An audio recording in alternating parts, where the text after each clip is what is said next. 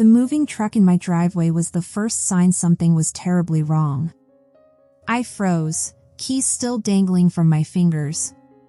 This wasn't just any truck, this was a full-sized professional moving van with Monty's Moving Service painted on its side. A truck I never hired. A move I never planned. My stomach dropped as I pushed open my front door and witnessed the unthinkable. There, in my living room, stood my parents, methodically dismantling my life. Mom wrapped my favorite dishes in newspaper while Dad emptied my bookshelves, carelessly stuffing volumes into boxes. What the hell is going on here? My voice shattered the methodical quiet. They jumped like thieves caught in the act, which, in truth, they were. "Oh, Sophia," Mom said, attempting casual innocence. "We thought you were at work." I'm Sophia, 35, deputy CEO at a sports nutrition company. 13 years of relentless work, skipped vacations, and 70-hour weeks led me here. 3 years ago, I finally made deputy CEO. 2 years ago, I bought my dream home, 4 bedrooms, granite countertops, a backyard sanctuary where morning coffee tastes like victory. But according to my family, none of that matters because I don't have a husband or children. The "when are you settling down" questions began the moment I turned 30. Family gatherings became interrogations, with aunts cornering me at weddings, voices dripping with honeyed concern. "Your clock is ticking, Sophia." Clock. As if I'm some kind of bomb that needs a man to defuse me. At my cousin's wedding last year, Aunt Charlotte gripped my arm during the reception, her fingernails leaving crescent moons in my skin. "It's not too late to freeze your eggs," she whispered urgently, champagne heavy on her breath. The surrounding conversation hushed as everyone waited for my response. I smiled tightly and asked about her garden, but inside, something hardened. Here's what they refused to understand: I'm not broken. I'm not some tragic figure sobbing into ice cream about my empty womb. I'm living precisely the life I've chosen. My work challenges me. My financial independence grants me freedom. I've found peace that eluded me when I tried conforming to others' expectations. But explaining this to people who measure a woman's worth by her wedding ring? Impossible. My brother Marcus is 28. Last year, he married Celeste after dating for years. I genuinely felt happy watching them exchange vows.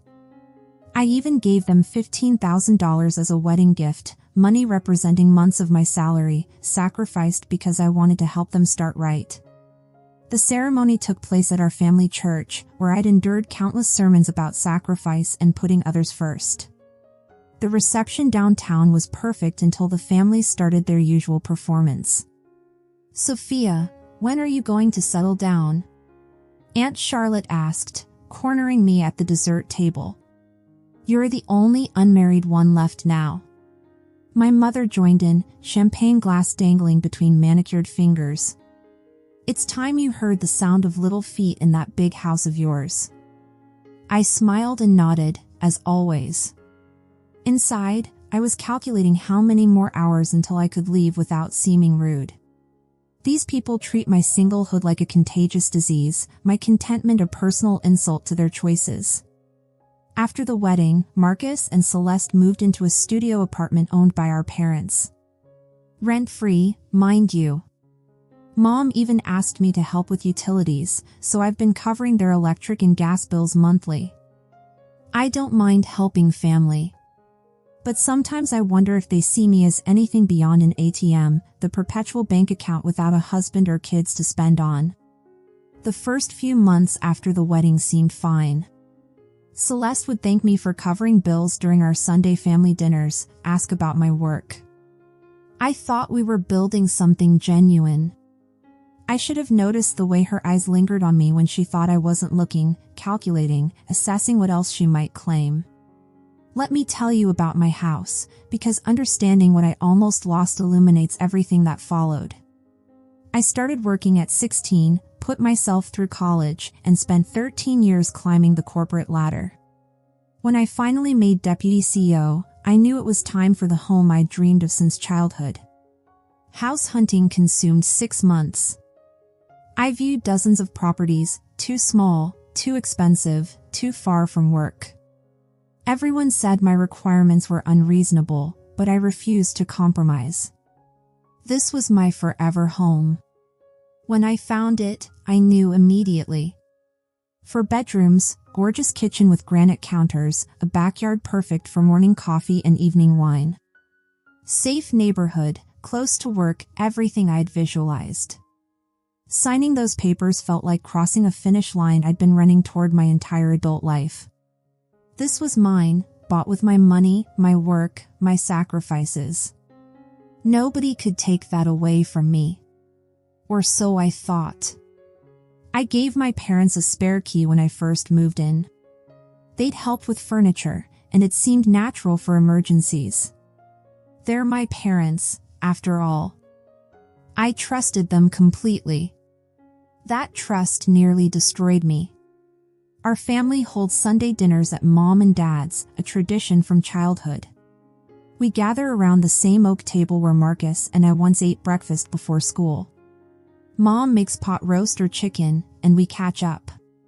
Usually, it's pleasant enough. But lately, something had shifted. Celeste started making subtle comments during these dinners. Nothing obvious at first, just hints. She'd mention how cramped their studio felt, or how nice it must be to have so much space. She never said my name, but everyone knew her target. "It's so unfair," she said one Sunday, cutting her chicken with unnecessary force. "Single people get these big houses while married couples squeeze into tiny apartments." My parents nodded along like she was reciting profound wisdom. I pretended not to understand, but I recognized the strategy. She was planting seeds, setting something in motion that made my skin crawl. The thing is, their apartment isn't bad. It's small but free. They pay no rent or mortgage, just utilities that I help cover. Most young couples would consider it a blessing. But Celeste acted like they lived in squalor. I tried ignoring these comments initially. Family dynamics are complicated, and I didn't want to create drama over potential nothing. But the hints kept coming, growing less subtle each week. Celeste would sigh dramatically describing their apartment. She'd make pointed comments about activities I must enjoy in my spacious home. Marcus joined in too, mentioning future children needing room to grow. He'd look directly at me when saying it, like I was supposed to offer something. But I worked hard for my house. I earned every square foot. And I refused to feel guilty for having nice things because others made different choices. The worst part was my parents' reactions. They nodded and agreed with everything Celeste said, acting like I was selfish simply by existing in my own home. They seemed to forget I'm the one helping them financially. I pay Marcus's utilities. I contributed to their wedding. I've loaned my parents money repeatedly. Yet somehow I'm selfish because I won't apologize for the house I spent 13 years earning. The logic defies reason, but nobody seemed concerned with logic anymore. 3 months after these hints began, Sunday dinner felt different. Everyone exchanged meaningful glances, my parents, Marcus, Celeste, like they shared some grand secret. Celeste couldn't stop smiling, not her usual polite smile, but a triumphant grin barely contained. Marcus kept touching her stomach protectively. I'm not naive. I recognized the signs immediately. Celeste's pregnant, I thought, watching them exchange glances. They're announcing it tonight. I felt genuinely happy for them.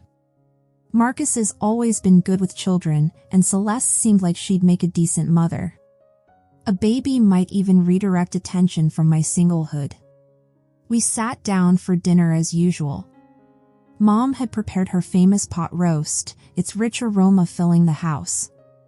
But instead of eating, Marcus cleared his throat and asked for everyone's attention. Celeste and I have some news, he said, taking her hand. We're going to have a baby. My parents erupted in joyful tears, though they obviously already knew. Mom embraced Celeste while Dad shook Marcus's hand like he'd accomplished something extraordinary. Congratulations, I said sincerely. That's wonderful news. But Mom couldn't resist undermining the moment. Well, at least one of my children is giving me grandchildren, she said, staring pointedly at me. I was beginning to think I'd never get any. I bit my tongue. This was their moment, not the time for confrontation about my life choices. I smiled and congratulated them again. That's when Celeste turned to me, her smile deceptively sweet. Actually, Sophia, we've been discussing something important with your parents. It's about our living situation. I stopped mid-chew. What do you mean? We all agree that our family's housing situation isn't distributed fairly. Marcus and my parents nodded in unison, like puppets on the same string. Celeste continued, her voice growing more confident. You live alone in that big house with all those empty rooms. Meanwhile, we're cramped in a tiny studio, and soon we'll have a baby who needs space. Okay, I said slowly, dread building in my chest. What does that have to do with me? Mom jumped in, her voice sharp with authority. Sophia, you need to act like a real sister. You need to prove your love for your brother and future nephew. How exactly? I asked, though the sick feeling in my stomach told me I already knew. You should give your house to Marcus and Celeste, Mom declared like announcing the weather. They need the space more than you do. I stared at her, searching for any sign this was a terrible joke. Are you serious right now? Completely serious, Dad added. You'd move into the studio apartment. We're even willing to make it official. You sign your house over to Marcus, and we'll sign the studio over to you. I looked around the table at their expectant faces. They weren't joking. They genuinely believed this was reasonable. No, I said, standing abruptly. Absolutely not. I'm not giving up my house. Sophia, Mom hissed, don't be so selfish. Selfish? Disbelief made my voice shake. I worked 13 years for that house. I saved every penny. I earned it. You're just an old maid who'll never get married or have kids anyway, Dad said dismissively. What do you need a house like that for? His words struck like physical blows. My own father, calling me an old maid. Marcus piled on too. You're being greedy, Sophia. Family is supposed to help family. Greedy? I laughed without humor. I gave you $15,000 for your wedding. I pay your utilities every month. How exactly am I greedy? That's different, Marcus insisted. No, it's not, I shot back. I'm tired of being treated like I'm less important than Marcus just because I'm not married. That's not true, Mom protested weakly. Really? Then here's a solution, I said, grabbing my purse. Sell your studio apartment. Use that money as a down payment and buy Marcus and Celeste a house. Problem solved. My parents exchanged uncomfortable glances. We can't afford a second mortgage, Dad muttered. Then live within your means, I said, heading for the door. Don't try to steal my house because you won't spend your own money. I was almost outside when they started shouting. Sophia, you're being ridiculous. Mom yelled. Selfish. Dad added. Greedy. Marcus called out. I turned back one final time. I'm done with this conversation. I'm not giving up my house, and that's final. I left them sitting there and drove home, hands trembling against the steering wheel. When I walked into my house, I looked around at everything I'd sacrificed for. The comfortable couch I'd saved months to afford. The kitchen table where I eat breakfast every morning. The bedroom with large windows that welcome perfect morning light. This was my home. I'd earned every inch. And I'd be damned if I handed it over to people who thought I didn't deserve it. They could call me selfish, greedy, or old maid. But this house was mine, and it would remain mine. The next morning, my phone started ringing at 7 a.m. Mom. I didn't answer. Then Dad called, then Marcus, then Celeste. I ignored them all and prepared for work as though nothing had happened. By lunchtime, I had 12 missed calls and 20 text messages. I finally read them while eating in the break room. Sophia, we need to talk. You're being unreasonable. From Mom. Your brother needs your help. Family comes first. From Dad. Celeste cried all night because of what you said. You're hurting a pregnant woman. From Marcus. I thought you loved me like a sister. I guess I was wrong. From Celeste herself. I deleted every message without responding. They wanted to drown me in guilt, but I refused to play their game anymore. The calls continued for 3 days. Every ring brought another attempt to wear me down. Their voicemails grew increasingly dramatic. Sophia, this is your mother. You're destroying this family with your selfishness. Sophia, it's Dad. I'm disappointed in you. This isn't how we raised you. Sophia, it's Marcus. Celeste's health is suffering because of the stress you're causing. If something happens to the baby, it's on you. That last one ignited genuine anger. Now they were blaming me for potential pregnancy complications, as if my refusal to surrender my home could somehow cause a miscarriage. It was manipulative and repulsive. I showed the messages to my colleague Allison. She's known me for 8 years and understands my family dynamics. Are they serious? She asked, reading Marcus's text about the baby. They're actually trying to guilt trip you with that? Apparently, I sighed. According to them, I'm single-handedly destroying a pregnancy by not giving up my house. That's insane, Allison said firmly. None of this is your fault. I know, I replied, but hearing someone else say it brought unexpected relief. Their messages grew more creative as the week progressed. They sent articles about family loyalty and helping relatives. Mom sent Bible verses about loving your neighbor. Dad sent a story about a woman who gave her house to her sister. This could be you, he wrote beneath the article. You could be the hero of this story. I laughed aloud reading that. Hero. They wanted me to be heroic by surrendering everything I'd worked for.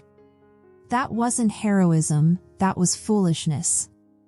Celeste's messages were particularly manipulative. She sent ultrasound photos captioned, "Your nephew needs a room. Don't you want him to have a good life?" She even sent pictures of their cramped studio with the caption, "Is this really where you want your family to live?" I wanted to remind her she lived there rent-free, but engaging would only encourage them. By week's end, the messages finally slowed. I thought perhaps they'd accepted my decision. I should have known better. That Friday, I went to work as usual but developed a fever and headache around noon.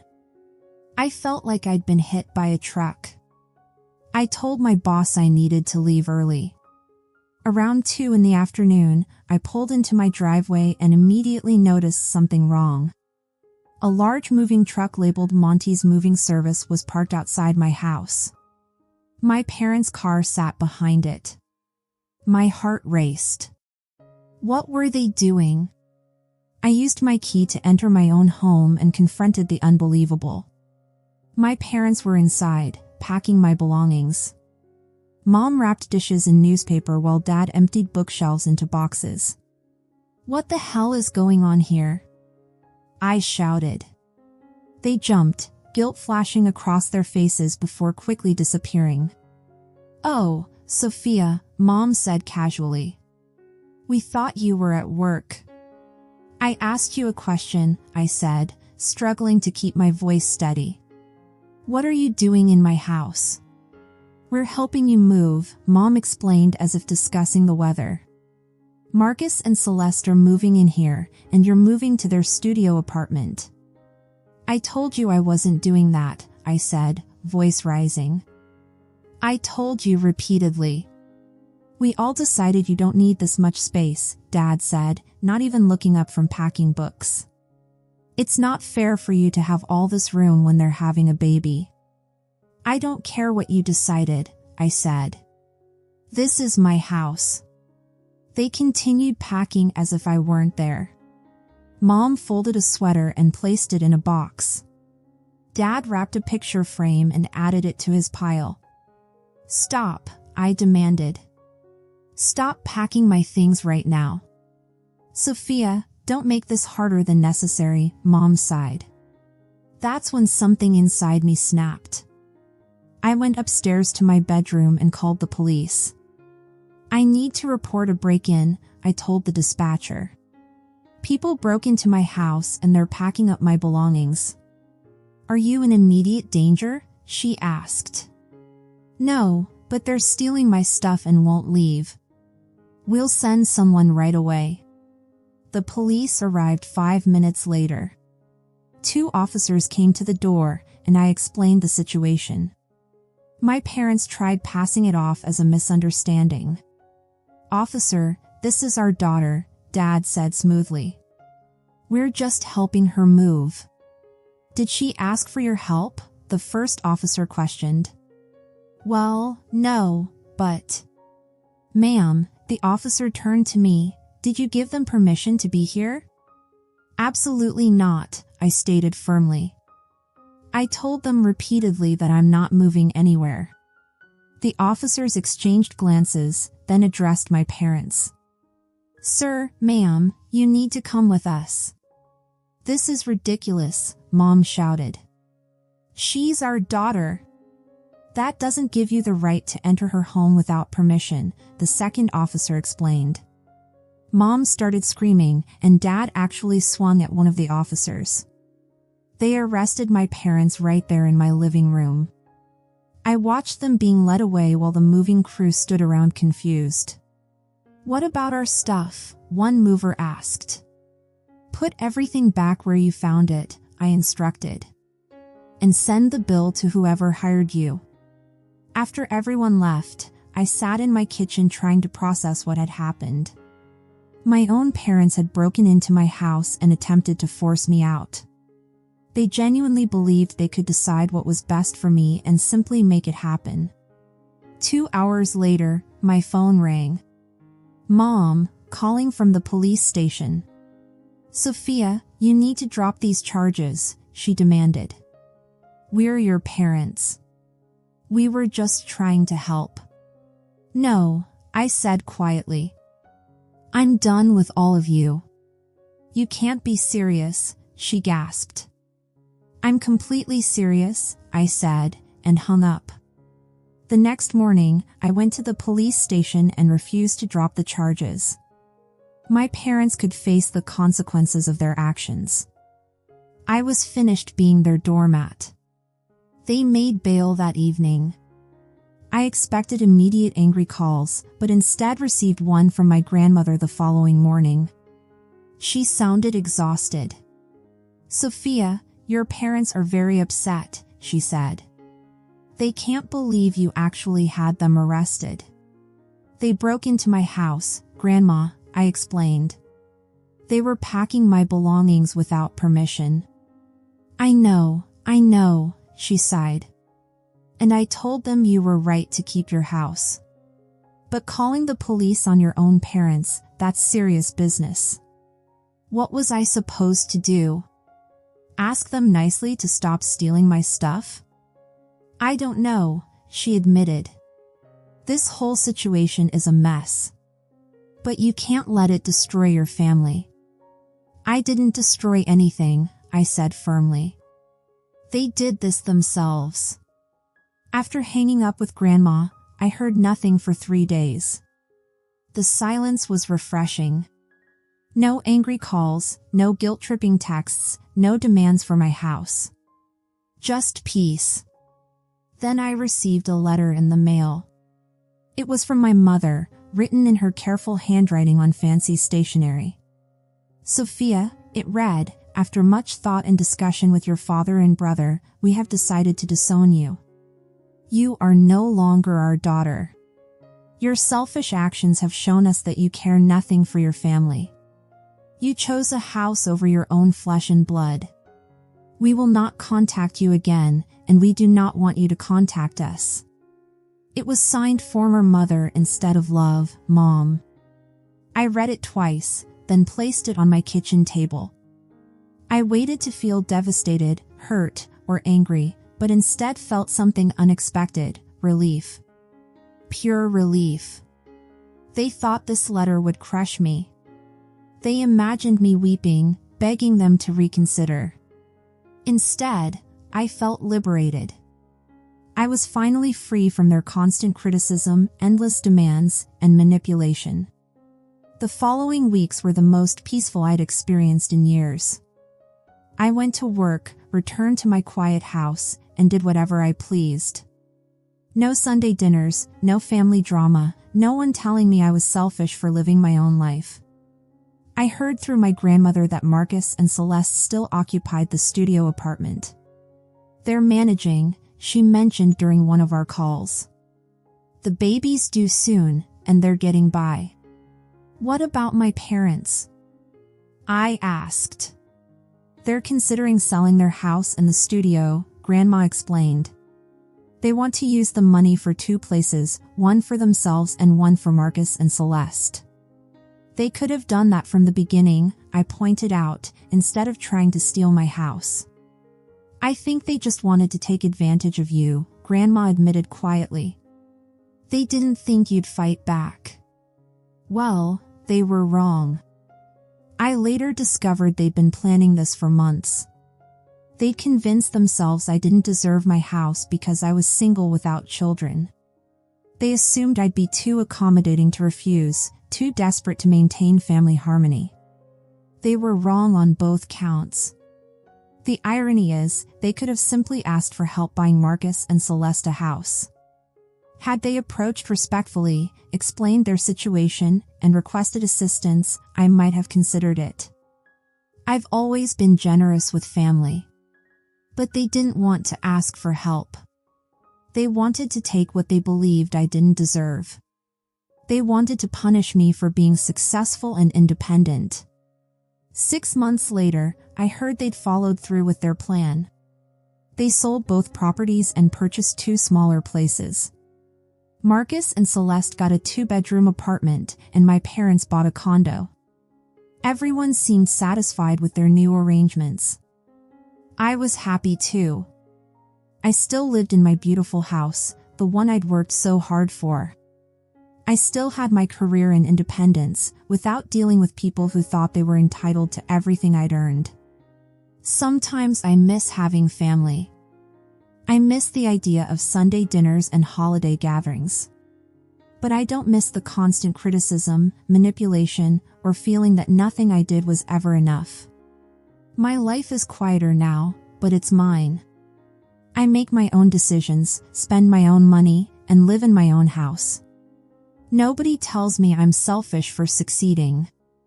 Nobody demands I surrender hard-earned possessions to those who haven't worked for them. I've learned something vital through this ordeal. Sometimes the people claiming to love you are actually holding you back. Sometimes removing toxic influences is the kindest act of self-preservation. My family thought they were teaching me a lesson by disowning me. They expected me to come crawling back, begging forgiveness and offering my house. Instead, they taught me I'm stronger than I realized. They showed me I don't need their approval to be happy. They proved that choosing myself isn't selfish, it's necessary. And that lesson is worth more than any house. Thanks for listening, and if you liked this story, share it with others who might be standing at the crossroads between family expectations and personal boundaries. Don't forget to comment and subscribe for more stories about reclaiming your power when others try to take what's rightfully yours. Sometimes the bravest thing we can do is say no to the people we love most.